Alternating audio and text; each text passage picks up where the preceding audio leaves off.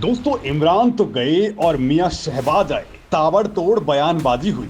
पाकिस्तान का बेड़ा पार लगा देंगे, लेकिन अब जो कुछ सुनने में आ रहा है उससे भारतीय भी ठहाके लगाकर मजे ले रहे हैं। तो चीन और सऊदी अरब भी पाकिस्तान की खतरनाक परंपरा को फिर से देखने में लगे हैं। तो आखिर ऐसा क्या हुआ है? क्यों पाकिस्तान में हाय तौबा मच गई है? मोदी ने तो इस बार कुछ किया भी नहीं है, तो फिर पाकिस्तान के पीएम ने कौन सा आपात ऐलान कर दिया है? तो दोस्तों, खबर बहुत जोरदार है और वो ये कि कंगाली में अब आटा भी पाकिस्तान का गीला हो चुका है। पूरी बात बताऊंगा। जरा पहले ये जान लीजिए कि जब मियां इमरान खान विपक्ष में थे तो नवाज शरीफ को विदेशों से भीख मांगने पर कोसा करते थे। फिर जब खुद पीएम बने तो उन्होंने जमकर विदेशों में भीख मांगी, तो उस वक्त अब वाले शहबाज शरीफ कोसना शुरू कर चुके थे। और अब तो मियां जी खुद दौड़ में शामिल हो चुके हैं और इन मियां जी की दौड़ भी मस्जिद से आगे नहीं बढ़ पाई है। कटोरा कंट्री के नए सरताज भी पाकिस्तान की भीख मांगने की परंपरा को आगे बढ़ाने में ही अपनी शान समझ रहे हैं। खबर यह है कि शहबाज शरीफ बहुत जल्द चीन और सऊदी अरब की यात्रा पर जाने वाले हैं, वो भी बिना बुलाए, और वहां जाकर जमकर भीख मांगने वाले हैं। दरअसल दोस्तों, पाकिस्तान का हाल भी श्रीलंका के बराबर हो चुका है और जल्द ही ये भी दिवालिया कंट्री बनने वाली है। लिहाजा कैसे भी डिफॉल्ट को रोकने के लिए तत्काल मदद की दरकार है। पाकिस्तान इस साल जून के आखिर में $2.5 अरब का विदेशी लोन चुकाने वाला है, लेकिन पाकिस्तान के विदेशी मुद्रा भंडार में इतने पैसे बचे भी नहीं हैं कि वो विदेशी कर्ज की किस्त को चुका सके।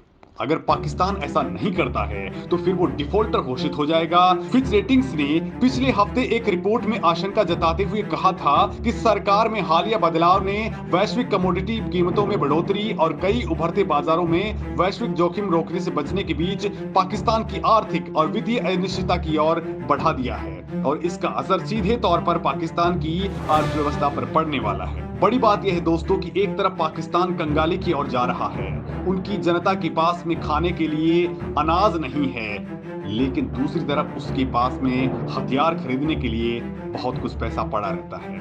ये शर्मनाक बात है। लेकिन असली बात पे आते हैं दोस्तों। पाकिस्तान की कंगाली का हाल जानेंगे तो कहेंगे कि भैया, इस्लाम के नाम पर बने इस देश की हालत तो भिखारियों से भी बदतर हो गई है, क्योंकि इस वक्त स्थिति ये है कि वित्तीय वर्ष साल 2023 तक पाकिस्तान को $20 अरब का विदेशी कर्ज चुकाना है, जिसमें $4.5 अरब का कर्ज चीन और संयुक्त अरब अमीरात के द्वारा रोल ओवर किया जा चुका है। वहीं दोस्तों, इस साल फरवरी महीने तक पाकिस्तान के पास आधिकारिक तौर पर $21.6 अरब का विदेशी मुद्रा भंडार बचा था, लेकिन पाकिस्तान के पास जो विदेशी मुद्रा भंडार बचा हुआ है उसमें से ज्यादातर धनराशि तक उसकी पहुंच भी नहीं है। लिहाजा पाकिस्तान पर लगातार डिफॉल्टर होने का खतरा मंडरा रहा है।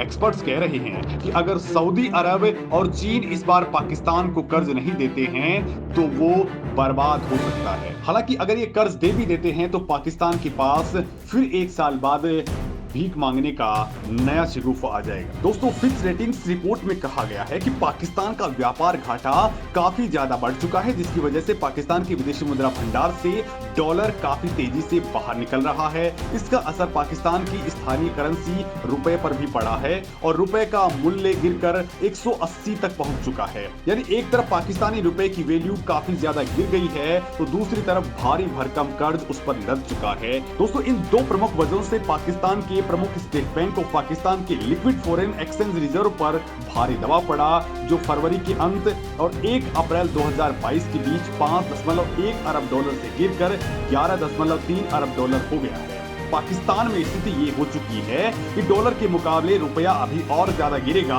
और कुछ दिनों में $1 की वैल्यू ₹200 को पार कर जाएगी।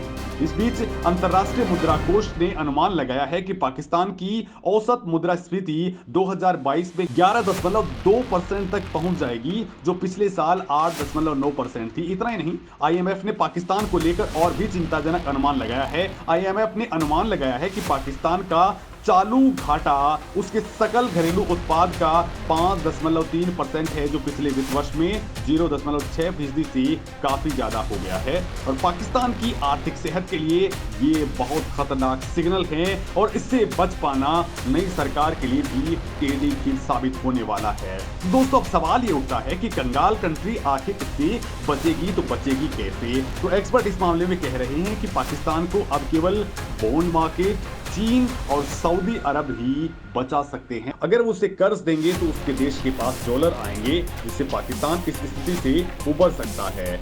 और दोस्तों, इस मामले में नई खबर यह है कि पाकिस्तान के नए वित्त मंत्री इस्माइल 21 अप्रैल को ही आईएमएफ के साथ 6 अरब डॉलर के लिए बातचीत करने के लिए वॉशिंगटन में मौजूद हैं और वो अमेरिकी अधिकारियों की भी तेल लगाने में जुटे हुए हैं, क्योंकि इमरान खान सरकार ने इसी आईएमएफ की शर्तों का उल्लंघन किया था। इमरान खान सरकार ने ईंधन में सब्सिडी दे दी थी, जिससे आईएमएफ नाराज हो गया और $6 बिलियन वाले लोन पर रोक लगा डाली, जिससे इमरान खान ने अमेरिका की साजिश बता दिया।